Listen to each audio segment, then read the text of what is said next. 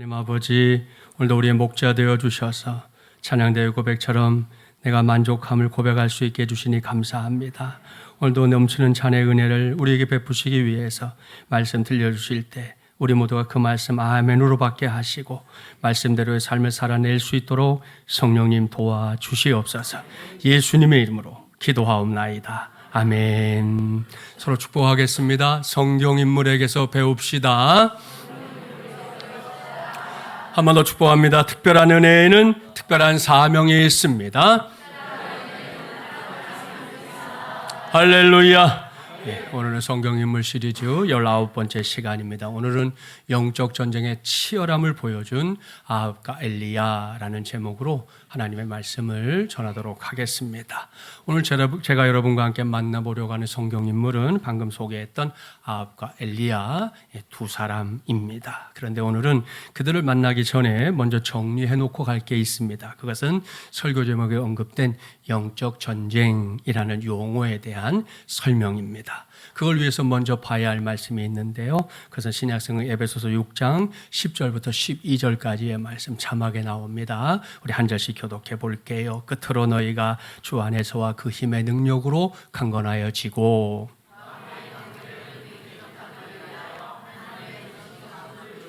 함께요. 우리의 씨름은 혈과 육을 상대하는 것이 아니요 통치자들과 권세들과 이 어둠의 세상 주관자들과 하늘에 있는 악의 영들을 상대함이라. 아멘. 할렐루야. 사랑하는 마주물리랑 가족 여러분, 이 말씀 조금 전에 우리가 찬송으로도 불렀는데요. 우리는 이 말씀을 바르게 그리고 제대로 이해해야 합니다. 먼저 전제할 것은 저와 여러분이 하나님의 자녀라면, 그게 분명하다면 매사에 하나님을 더 많이 생각해야 한다는 겁니다. 옳습니다. 하나님이 행하시는 역사에 이전보다 더 많은 관심 가져야 합니다. 그리고 기왕에 뭔가를 이렇게 묵상할 거면 마침 이제 감사들도 코앞에 와 있잖아요. 내게 주신 하나님의 은혜를 더 깊이 더 많이 묵상할 줄 아는 하나님의 자녀들 되어야 할 줄 믿습니다. 동시에 우리가 놓쳐서는 안 될 게 있다는 거예요. 그것은 하나님의 자녀로 살아가는 우리가 영적으로 상대해야 할 대상이 이 세상에 존재한다는 사실입니다. 그걸 알고 있었던 사도 바울이 방금 봉독했던 말씀에서 강조하는 게 있습니다. 우선은 하나님의 자녀들이 주 안에서 강해져야 한다. 주님이 주시는 능력으로 무장해야 한다, 이거고요. 그 힘으로 눈에는 보이지 않는 것들과의 싸움에 당당하게 나서라, 이렇게 말씀합니다. 이건 결국 육신의 눈으로 볼 수 있는 것이 전부가 아니다. 그 이면에 또 다른 세계가 있다는 말씀이잖아요. 그 세계가 바로 영적인 세계입니다. 이게 뭘 말하는 건지 우리 각자가 자기 자신을 놓고 생각해 보면 어렵지 않게 알 수 있습니다. 여기에 서 있는 김진철 목사의 겉모습은 육적인 세계에 속한 겁니다. 그럼 이것이 저의 전부냐? 아닙니다. 제 속에 속사람의 세계가 따로 있습니다.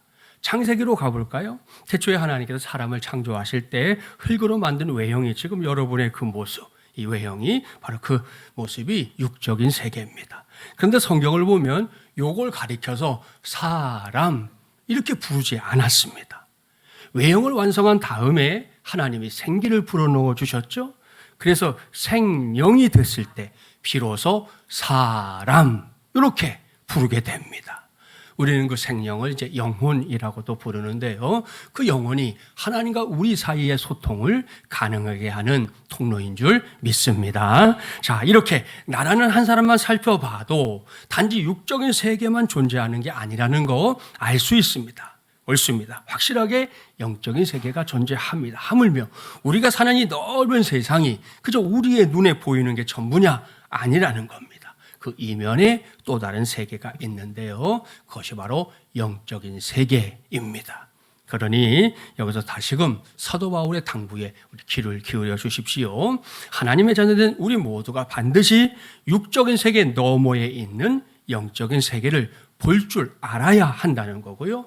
그 세계를 제멋대로 이렇게 쥐락펴락하라고 하는 존재와 싸워야 한다 그랬습니다. 그게 누군지 아시죠?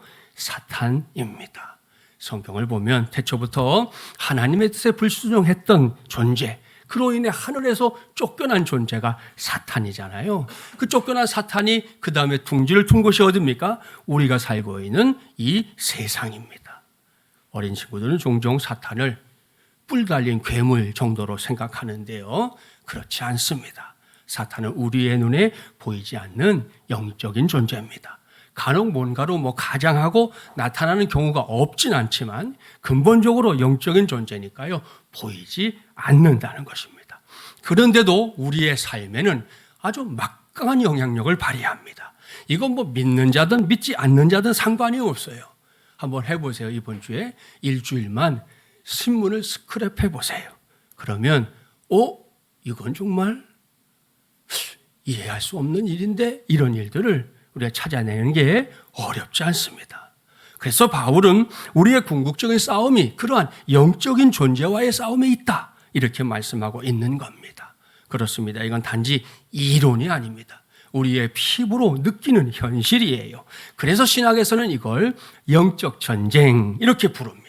그리고 위키백과라고 여러분 찾아보시면 백과에서는 기독교에서 신앙생활을 방해하는 전반적인 요인으로부터 대항하는 행위의 총칭, 싸움의 총칭을 가리켜서 영적 전쟁 이렇게 정의하고 있다는 것입니다. 오늘은 그러한 영적 전쟁을 전제하면서 성경 안에 나오는 두 사람 만나보려고 합니다. 첫 번째 사람 아합이지요. 첫 번째 본문이 열왕기상 16장 29절부터 33절 우리 한 절씩 교독해 보겠습니다. 유다의 아사왕 제38년에 오므리의 아들 아합이 이스라엘의 왕이 되니라. 오므리의 아들 아합이 사마리아에서 22년 동안 이스라엘을 다스리니라.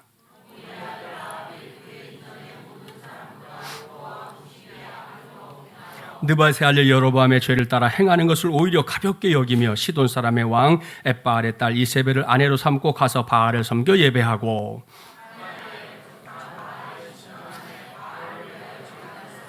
함께요. 또 아세라상을 만들었으니 그는 그 이전에 이스라엘의 모든 왕보다 심히 이스라엘 하나님 여호와를 노하시게 하였더라. 자, 여기서 잠시 우리 지난 시간을 떠올려 보겠습니다. 사울왕을 필두로 이스라엘에서 왕정 시대가 시작됐잖아요. 그때부터 솔로몬까지를 우리가 통일 왕국 시대 이렇게 부릅니다. 자, 그런데 솔로몬의 아들인 르호보암 시대, 지난주 우리 봤죠? 과도한 부역의 문제 때문에 북쪽 지파 10지파가 뿔따구가 났어요. 그로 인해 여로보암을 이제 북왕국의 왕으로 옹립하게 되었는데요. 그때부터 이제 이스라엘 역사는 분열 왕국 시대가 되는 겁니다. 그런데 이제 남왕국과 북왕국의 역사를 보면 큰 차이가 한 가지 있어요. 그것은 남왕국의 왕조는 다윗의 가문 하나로 쭉 이어지는 반면 북왕국은 그렇게 길지 않은 역사인데도 무려 왕조가 9번이나 바뀝니다. 그러니까 이게 무슨 말입니까? 첫째는 하나님께서 다윗에게 허락하셨던 언약 때문에 다윗의 왕조가 지켜졌다는 것이고요. 두 번째는 북왕국의 정치적인 상황이 그만큼 혼란스러웠다. 이런 말이 되는 것입니다. 그런 상황에서 우리가 관심을 가져야 할 사람은 아합 왕의 아버지였던 오므리입니다. 그는 북왕국의 역사에서 네 번째 왕조를 일으킨 사람이거든요. 오므리는 열왕기상 16장 24절 말씀에 따르면 우리에게 익숙한 사마리아 성을 건축한 왕입니다. 그리고는 12년 동안 왕 노릇을 했거든요. 그렇다면 오므리가 어떤 왕인가? 자, 열왕기상 16장 25절, 26절 자막에 나와요. 우리 교독해 볼게요. 오므리가 여호와 보시기에 악을 행하되 그 전에 모든 사람보다 더욱 악하게 행하여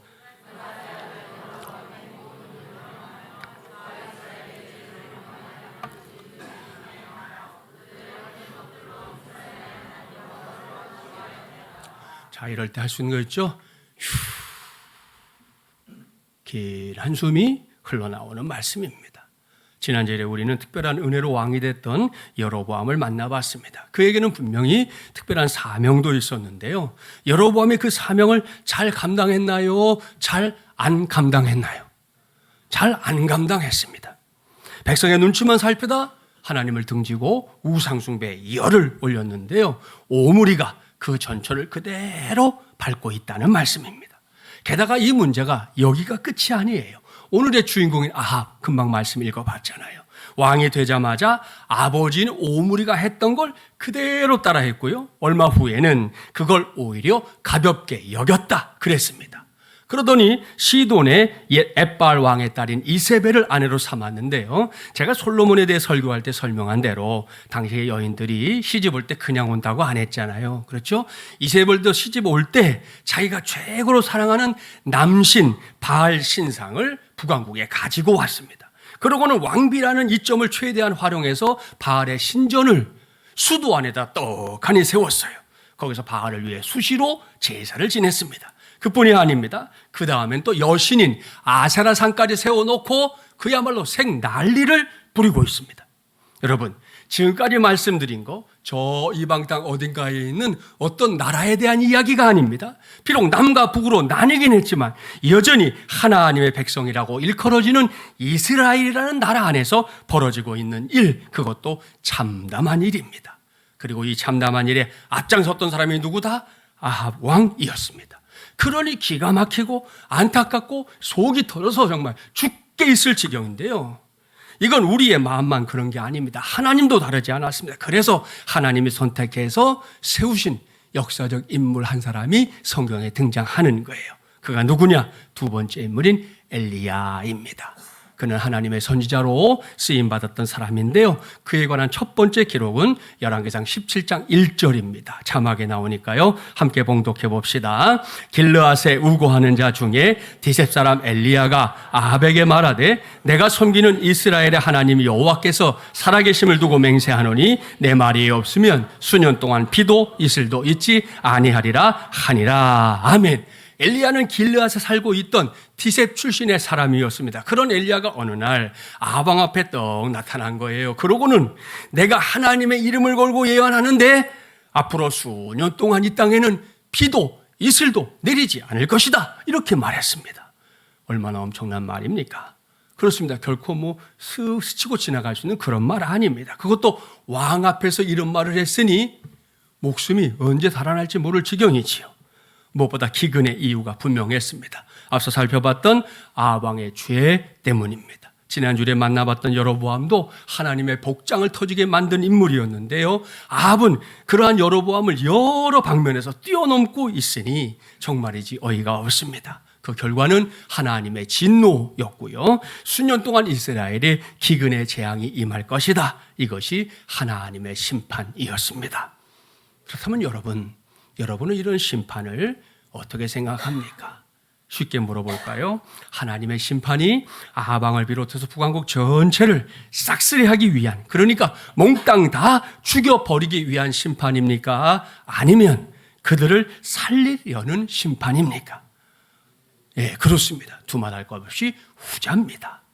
여러분, 언제나 우리 하나님의 관심은 살리는 데에 있는 줄 믿습니다. 태초부터 그랬어요. 아담과 하와가 죄를 지었잖아요. 그때도 하나님은 그들을 죽이고자 하시지 않고 살리고자 하셨습니다. 가인도 마찬가지, 베드로, 바울, 심지어 우리까지 다 마찬가지입니다. 반드시 기억해야 합니다. 하나님이 엘리야 선지자를 통해 아합 왕과 북왕국의 백성들에게 기근의 심판을 선포할 때 기대하셨던 것이 바로 그겁니다. 다시 말씀드리지만 하나님은 그들을 멸망시키고 싶은 게 아니에요. 이 심판은 꼭 그야말로 어떻게든 그들을 살리고 싶어서 행하신 심판이었습니다. 따라서 이건 하나님 편에서 보면요, 아합 왕과 북왕국의 백성들이 많이도 아니에요. 하나님을 향해 그저 아주 조금만이라도 더 손을 뻗어주면 되는 것이었어요. 그러면 하나님이 용서하시고 그들을 회복시켜 주실 일이었다는 겁니다. 그런데 아합 왕은 그러한 하나님의 마음을 헤아리지 못했습니다. 하나님의 심판을 예언한 엘리야를 죽이려고 혈안이 되었을 뿐이에요. 그리고 뒤에 말씀을 보면 결국 엘리야가 그리 시냇가로 도망가서요, 숨어서 지냅니다. 자, 그런 상황에서 시간은 속절없이 흐르잖아요. 1년, 2년, 3년. 오늘의 두 번째 본문인 열왕기상 18장이 바로 그 3년째에 일어난 사건인데요. 이번에는 하나님의 엘리야에게 이스라엘 땅에 피를 주실 것이다 말씀하십니다. 그런데 그 전에 갈멜산에서 바알과 아세라 선지자들을 불러놓고 누가 진짜 신인지 한번 판가름해보자 이렇게 말씀하십니다. 이게 이제 두 번째 본문의 시작인데요. 그 현장으로 우리 같이 가볼까요? 열왕기상 18장 20절부터 24절 우리 한 절씩 교독합니다.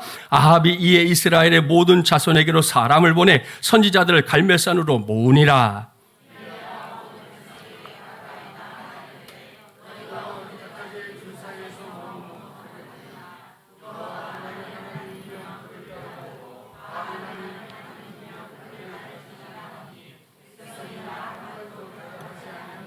엘리야가 백성에게 이르되 여호와의 선지자는 나만 홀로 남았으나 바알의 선지자는 450명이로다.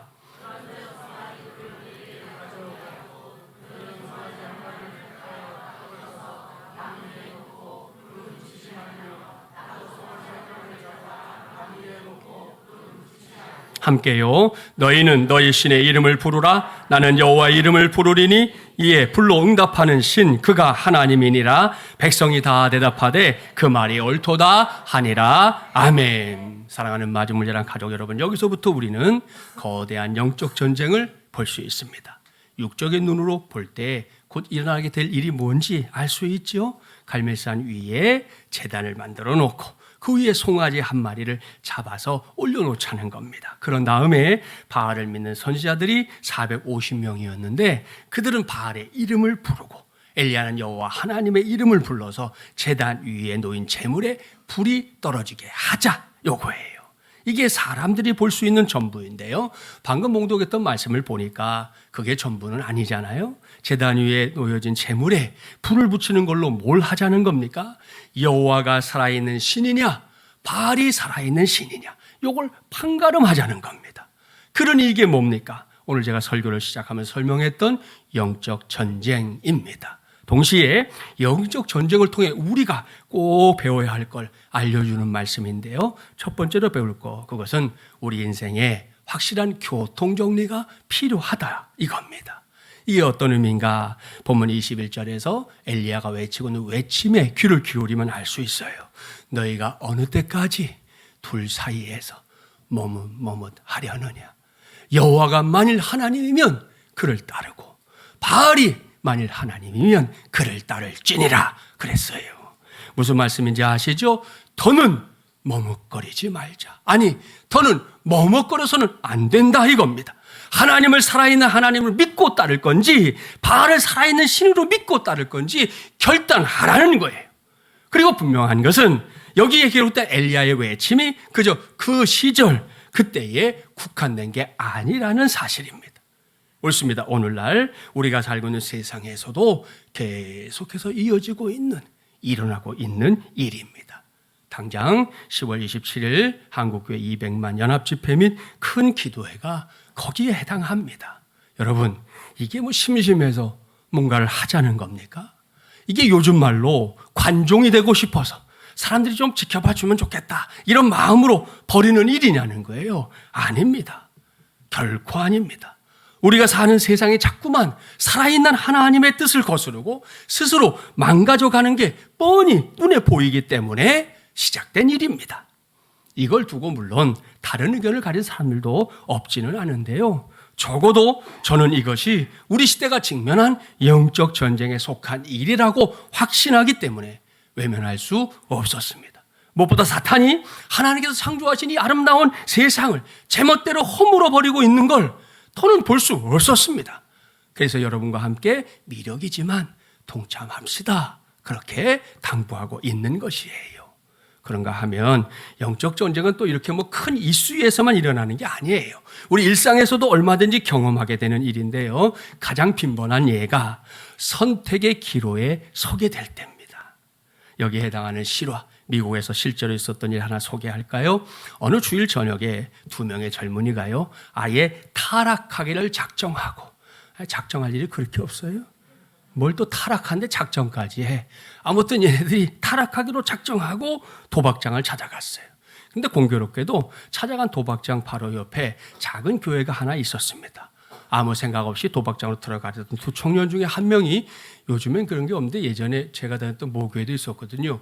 예배당 입구에 이렇게 판을 세워놓고 그 주간에 주일 설교 말씀 제목, 뭐 수요일 설교 제목 말씀 제목 이런 걸 이렇게 써붙여놨단 말이에요. 이 교회도 그랬던 모양이에요. 거기에 설교 제목이 쓰여 있었던 거죠. 그게 눈에 들어왔는데 제목이 뭐냐? 하필이면 또 죄의 삭은 사망이다. 이런 제목이 딱 거기에 써 있었던 거예요.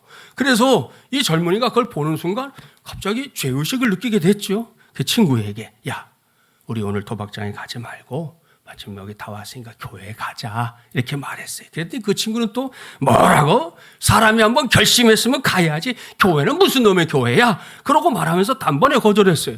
그러니까 이제 그 도박장 앞에서 한 친구는 원래 계획대로 도박장으로 들어가고, 또 죄의식을 느꼈던 이 친구는 교회로 들어가게 된 거예요. 그날 교회에 가서 예배를 드린 청년, 설교를 듣고는 그날 저녁 예수님을 구주로 영접하고 세상 사람으로 거듭나는 놀라운 체험을 했습니다. 그게 끝이 아니에요. 그로부터 30년이 지난 후에 이 친구가 미국의 대통령으로 취임하게 됐는데요. 그가 누구냐? 미국의 22대 대통령이었던 스티븐 그로버 클리브랜드라고 하는 대통령, 바로 저분이에요. 이분이 한 달이 건너서 24대에도 대통령을 한 번 더 했는데요. 그가 대통령에 취임하던 그날, 아이러니하게도 30년 전에 도박장을 선택했던 젊은이는 감옥에서 자기 친구가 자기 나라의 대통령으로 취임한다고 하는 기사를 신문으로 읽게 됐습니다. 그때 이 사람이 가슴을 치며 후회했다는 거예요. 왠지 아시죠? 순간의 선택으로 나누어진 인생의 결과를 지금 내가 스스로 경험하고 있었기 때문이었습니다. 사랑하는 여러분, 보십시오. 방금 말씀드린 대로 거창한 일에만 영적 전쟁이 있는 게 아니에요. 우리도 이 선택의 기로라는 영적 전쟁을 치를 때가 왕왕 있습니다. 그럴 때 어떤 선택을 했습니까? 아니, 지나간 건 놔둡시다. 앞으로 어떤 선택을 하려 합니까? 엘리야의 도전 앞에서 이스라엘 백성들은 입을 다물었는데요. 여러분, 저와 여러분은 결코 침묵하지 않기를 바랍니다. 때마다 하나님의 도우심을 힘입어 바른 선택을, 무엇보다 하나님께서 기뻐하실 교통정리 잘 해내는 우리 모두가 되기를 주님의 이름으로 축복합니다. 할렐루야. 자, 여기까지가 아합과 엘리야가 보여주는 영적 전쟁의 서론입니다. 그야말로 맛보기였는데요. 이제부터 본격적인 전쟁을 보겠습니다. 이제부터는 제가 설교 제목에 언급해 놓은 치열함이라는 단어를 연상하면서 그 전쟁 속으로 들어가 보겠습니다. 오늘 시간 관계상 다 읽지 못했지만 두 번째 본문 이유를 보려고 합니다. 앞서 말씀드렸던 대로 갈멜산 위에 제단이 만들어졌죠. 그 위에 송아지를 잡아서 제물로 올려놓고요. 바알의 선지자 450명이 그 주위를 돌면서 쉬지 않고 바알을 불러댑니다. 바알이여, 우리에게 응답하소서.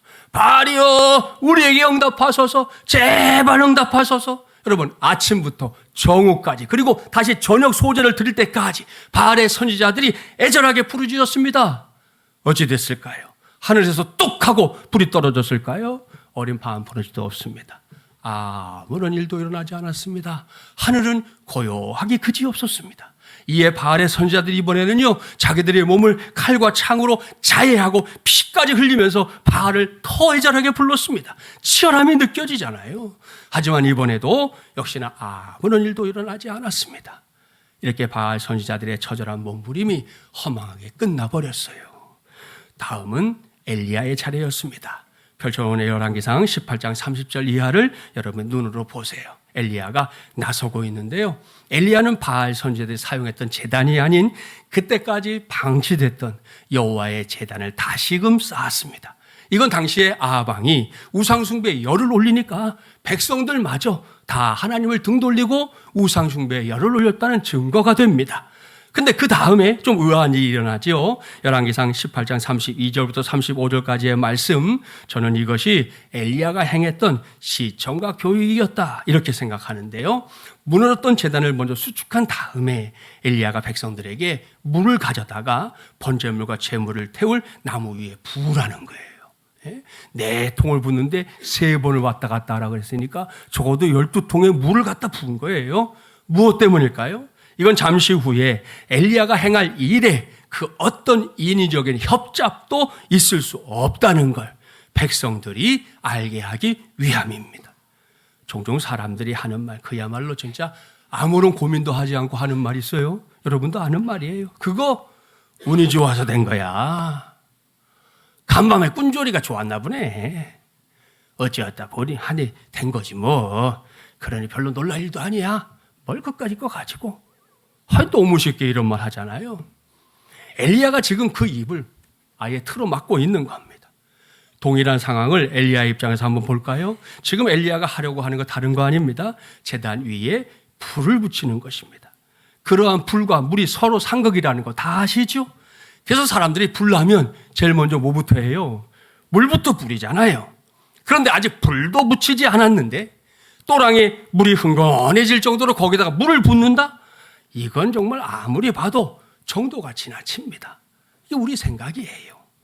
하지만 엘리야는 아랑곳하지 않습니다. 그의 태도에서 볼 수 있는 것 역시 아주 치열한 모습인데요. 여기에 영적 전쟁을 통해 우리가 두 번째 배워야 할 게 등장합니다. 그것은 조건에 눌리지 않는 믿음, 조건에 밀리지 않는 믿음을 가져야 한다는 겁니다. 할렐루야. 한동안 세간에서 유행했던 트로트, 요즘 트로트가 되게 대세가 돼버렸는데 그 트로트 중에 남녀노소가 다 아는 거 하나 있어요. 나는 이제 지쳤어요. 땡벌 땡벌 기다리다 지쳤어요. 땡벌 땡벌 아시죠? 예? 다 아시잖아. 자, 여기에 등장하는 땡벌은 영어로는 범블비라고 하고요. 우리말로는 뒤영벌 혹은 땡벌이라고 부르는 벌입니다. 저 녀석이 그 땡벌이에요. 땡벌. 쟤를 기다리나 지쳤다는 거예요. 예? 자, 이 땡벌은 항공공학자들이 말하기를 결코 날 수 없다 그럽니다. 왜? 덩치에 비해서 날개 보이죠? 날개가 작기 때문에 과학적으로는 하도 사람들이 과학을 좋아하잖아요. 세상 사람들이. 과학적으로는 결코 날 수 없다는 겁니다. 그런데 현실에서 제가 잘 날아요? 못 날아요? 잘 날아요. 신기한 일이에요. 자, 반면에 닭은 어떤가? 닭은 과학적인 분석에 의하면 분명히 날 수 있다. 왜? 덩치에 비해서 충분한 크기의 날개를 갖고 있기 때문인데요. 아시죠? 닭이 잘 날아요? 못 날아요. 따라서 만약에 우리가 댕벌도 닭도 모르는 상황이라고 하면, 몰라요. 우리가 모른다 가정하면 누구나 그 조건에 의해서 결정한다는 게 뭘? 댕벌은 못 날아. 닭은 잘 날아. 이렇게 결정해 버린다는 거예요. 조건만 갖고 말하면. 그렇죠? 근데 사실은 정반대라는 거예요. 사랑하는 여러분, 보십시오. 조건이라는 건 아무것도 아닌 때가 많습니다. 다시 말하면 조건은 얼마든지 뛰어넘을 수 있는 것이다. 이런 말씀입니다. 더욱이 믿음을 갖고 있는 사람들이 걸핏하면 조건에 눌려서 한다. 죄송하지만 그건 영적 전쟁에서 패하는 지름길이다. 이렇게 말씀드릴 수밖에 없습니다. 더불어서 갈멜산 제단 위에 물을 붓는 엘리야, 영적 전쟁의 한복판에 서 있는 그를 보면서 우리가 반드시 깨달아야 할 게 있는데요. 그것은 어떤 일이 잘 안 되는 이유가 거기에 길이 없기 때문이 아니라는 겁니다. 길을 보고 있기는 한데 막혀 있는 길만 쳐다보기 때문에 제대로 갈 길을 못 찾는 거예요. 이게 무슨 말씀인지 잠시 다윗의 시절로 가보면 알 수 있어요. 골리앗 우리 이미 보고 왔죠? 자, 골리앗이란 거인이 갑옷으로 중무장했습니다. 덩치도 크고 배틀제 같은 창자로도 들었지만 갑옷을 거창하게 입고 있었거든요. 그때 이스라엘 군대는 골리앗의 조건만 보고 잔뜩 겁을 집어먹었습니다. 그러니 이미 새 가슴이 된 그들이 뭘 할 수 있었겠습니까? 그럴 때는 갑옷 입은 거인이라는 조건에 주눅들지 말아야 합니다. 그리고 뭘 해야 되느냐? 다윗처럼 그런 와중에도 뚫린 곳이 있었어요? 없었어요? 있었단 말이에요. 중무장하고 나타난 골리앗이지만 투구까지 쓰고 있었지만 뚫려 있는 곳이 있었다니까요. 예? 그것을 향해 물맷돌을 던졌기 때문에 그 거인 장수 골리앗이 추풍낙엽처럼 쓰러지고 말았던 것입니다. 그렇습니다. 언제든 어디에든 이기는 길은 있습니다. 더욱이 열악한 조건에서 이기면 어때요, 여러분? 그 승리가 더 통쾌한 법이죠. 여러분, 야구도 계속해서 이기다가 9회 말에 딱 이겨버리면 이겼구나 이러잖아요. 근데 9회 말에 가서 말로 없는 을 딱 쳐가지고 5대4 이렇게 이기면 그날은 난리 나는 거예요. 난리 나는 거예요. 똑같이 5대4로 이겨도 계속해서 해를 거듭해가면서 이기는 거 하고 마지막에 가서 지고 있다가 5대4로 이기는 다른 얘기라는 거예요. 다른 얘기. 오늘의 주인공인 엘리야가 그랬습니다. 그는 조건에 휘둘리지 않았습니다. 그렇다면 그는 처음부터 갈멜살 전투를 제안하지도 않았을 거예요. 무려 450대 1. 아세라 선지자께 가세하면 850대 1입니다. 이게 게임이 될 수 있어요? 이게 싸울 수 있는 조건이에요? 아니죠. 그런데 이렇게 말도 안 되는 조건 속에서 엘리야가 싸우고 있다는 것이고, 그때 엘리야가 의지했던 것은 딱 한 가지, 여호와 하나님 뿐이었습니다. 그리고 잠시 후에 조건에 눌리지 않는 믿음을 가진 엘리야가 결국 사건을 일으키잖아요. 36절 이하를 보십시오. 오직 하나님만 바라보면서 부르짖었던 엘리야에게 엘리야의 하나님이 응답하셨습니다. 하나님은 불로 응답하셔서 흥건하게 적셔있던 번제물을 다 태워버렸습니다. 그러니 백성들은 아이고야, 여호와 하나님이 진짜 하나님이시구나 확신하게 됐고요. 우상의 선지자들은 기손 시내에서 몽땅 다 죽임을 당했습니다. 보십시오. 이것이 바로 조건에 밀리지 않는 믿음으로 승리한 엘리야의 영적 전쟁, 그것도 매우 치열했던 영적 전쟁입니다. 이제는 그 승리가 저와 여러분 모두의 몫이 되기를 주님의 이름으로 축복합니다. 할렐루야. 자, 오늘도 저는 여기서 끝 했으면 너무 좋겠습니다. 엘리야가 열악한 조건 속에서도 영적 전쟁에서 큰 승리를 했다 하는 이 대목에서 말입니다. 그런데 그건 목사의 바람일 뿐이에요. 영적 전쟁을 통해 세 번째로 배울 게 남아있는데요. 그것은 분명히 승리했지만 다시금 넘어질 수 있다는 겁니다. 이건 또 무슨 말씀인가? 두 번째 본문 다음 장인 열왕기상 19장 넘어가 보면 알 수 있어요.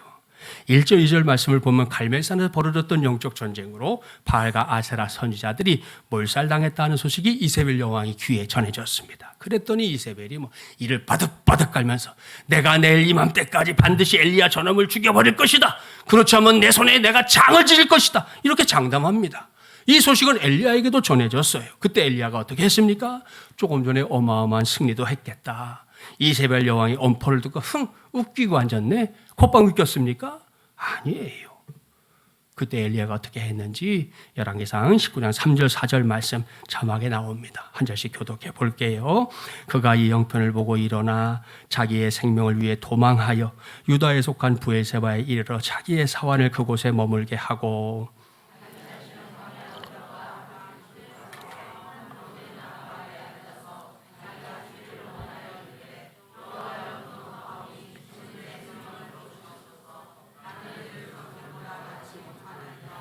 이게 무슨 말씀입니까? 한마디로 말하면 하나님, 나 힘들어서 더는 못 해먹겠습니다. 제발 나 좀 죽여주세요. 이러는 겁니다. 아마도 엘리야가 아합왕과 계속해서 여러분 사람하고 신랑이 버리고 좀 피곤한 게 어디 있어요? 예? 신랑이 버리면서 영적 전쟁하는 일에 너무 많이 지친 것 같아요. 그래서 더는 견디기 힘들다는 건데요.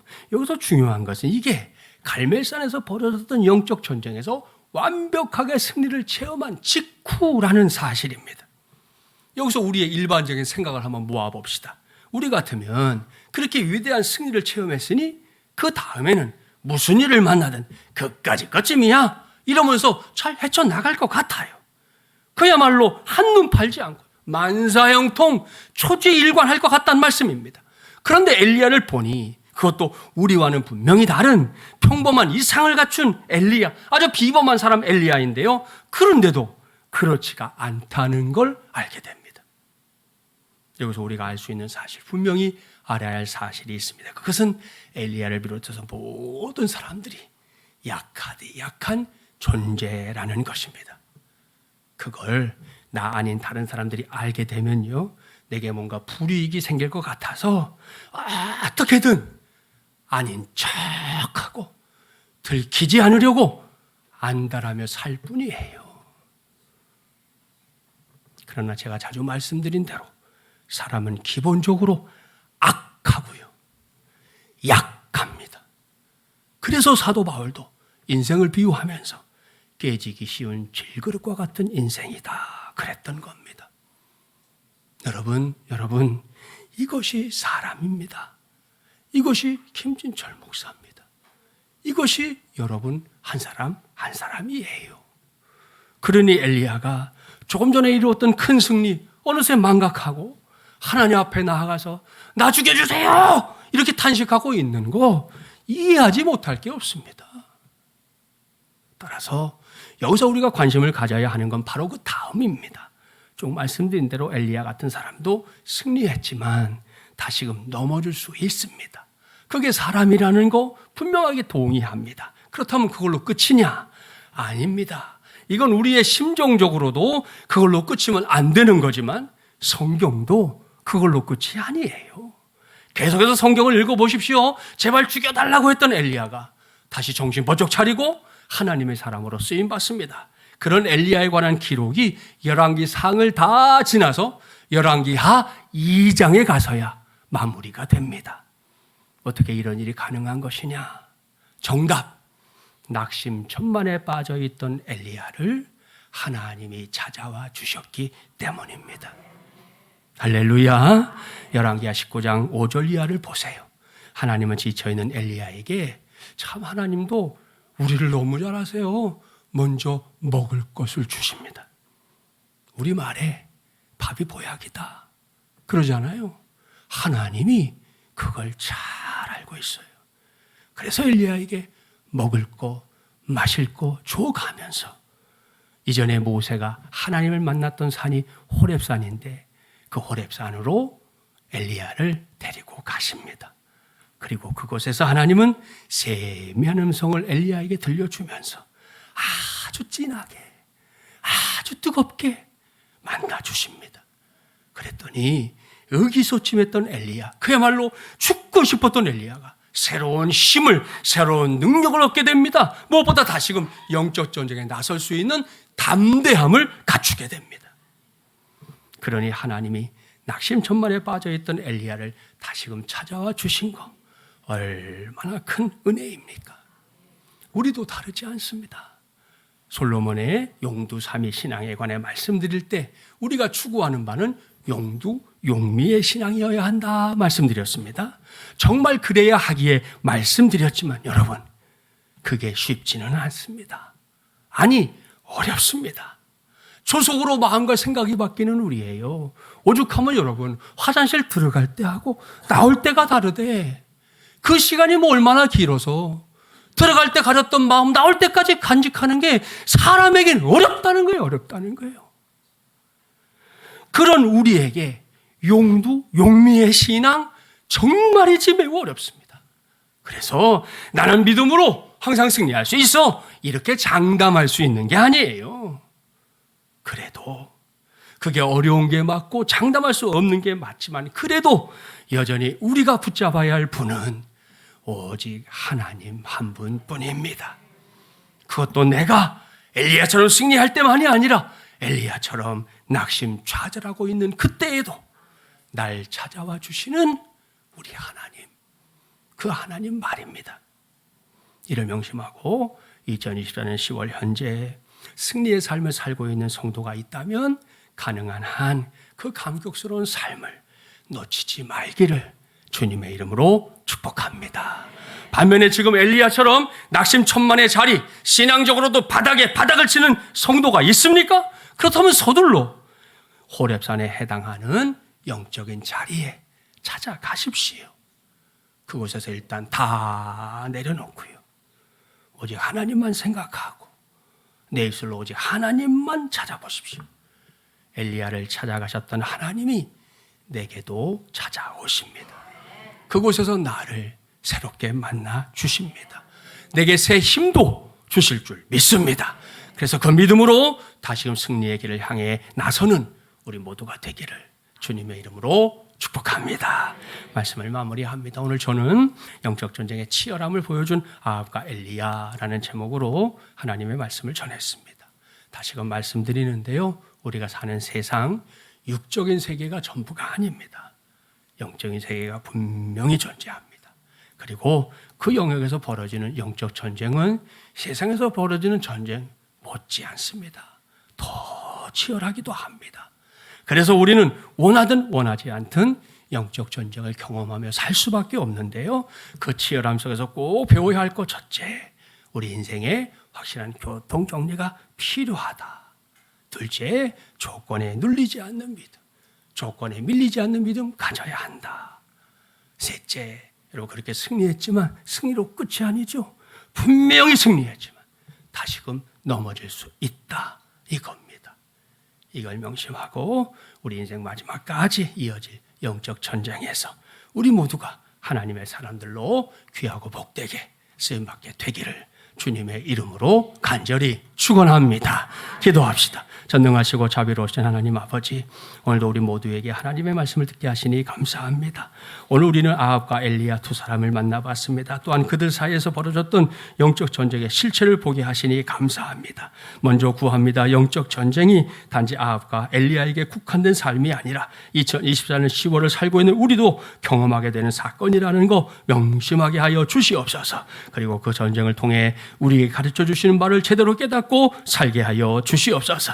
우리 인생에도 확실한 교통정리가 필요합니다. 크고 거창한 게 아니더라도 일상에서 선택의 기로에 놓일 때가 많은 게 우리 인생입니다. 그럴 때마다 하나님의 뜻을 거스르지 않게 하시고 하나님이 기뻐하실 선택을 해내는 마주물려난 가족들 되게 하여 주시옵소서. 그리고 우리 모두가 조건에 눌리지 않는 믿음, 조건에 밀리지 않는 믿음으로 무장할 수 있도록 성령이시여 도와주시옵소서. 눈에 보이는 게 전부가 아니라는 걸 알면서도 넘어질 때가 많은 우리입니다. 그럴 때마다 다윗처럼 아직 뚫려있는 그 길 보게 하여 주시옵시고 엘리야처럼 기죽지 않고 그 길을 걸어갈 수 있도록 역사하여 주시옵소서. 그리고 승리가 끝이 아니라 다시금 넘어질 수 있는 게 나라는 것도 깨닫게 하여 주시옵소서. 그럴 때마다 나를 찾아와 주시는 하나님의 은혜 반드시 받고 누리게 하여 주시옵소서. 그래서 우리 모두가 한 번뿐인 인생 속에서 영적 전쟁 잘 수행하는 하나님의 자녀들 되게 하여 주시옵소서. 이 모든 말씀 우리 주님 예수 그리스도 이름으로 간절히 기도하옵나이다. 아멘.